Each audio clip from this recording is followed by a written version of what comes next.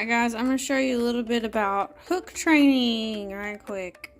This is a reticulated python. He's a super dwarf and a motley tiger. His name is Ripley. He's just a little over 6 months old. Still a baby. But reticulated pythons they're very food driven snakes. So a lot of times when you approach the enclosure, they're going to be in food mode. That's just how they are. And what you have to do, if you're going to ever go in here and do anything like clean, give them water, get them out to handle them, anything like that, you have to turn that instinct off. And you can do that with hook training. So it's like a light switch. Once you teach the snake that it's not time to eat when you actually use this hook, they're going to learn that behavior.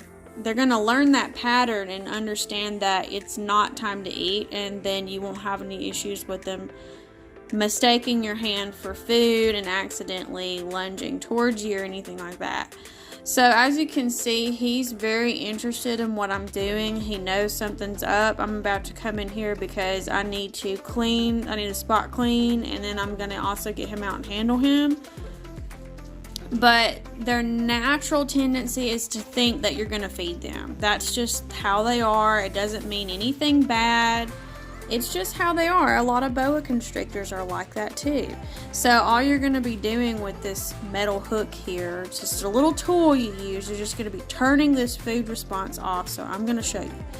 He is very used to this little hatch right here being open because this is where we feed him through. We feed frozen thawed, and we have feeding tongs, metal feeding tongs that we use, and we dangle the mouse in here and we give it to him. So we give it to him right here. So he's used to being over here and waiting to eat.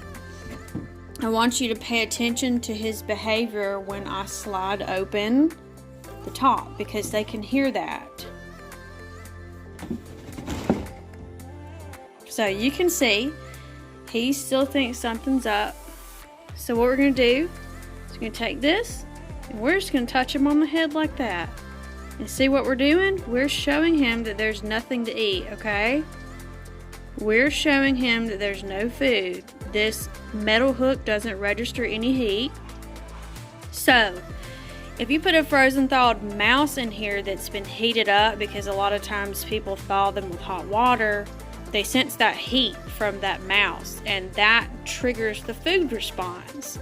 So if you were to just stick your hand in here, because like I said, they're naturally in food mode a lot of the times when you first approach the enclosure. That's just the type of snake they are.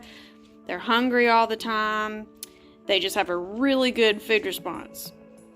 But when you approach the enclosure, that's why they come at the enclosure and like the front doors or the top or the front of the glass like that, because they're anticipating you're going to feed them. Once you do this and you show them you're not going to feed them, every time you put this hook in here and you touch them on top of the head like that, very gently, it says, hey, guess what? It's not time to eat right now. I'm going to handle you, or I'm going to come in here and I'm going to spot clean. I'm going to give you some water. I'm going to do whatever. So that's all you're worrying about, is you're worrying about turning that food response off so that it's safe to handle your snake.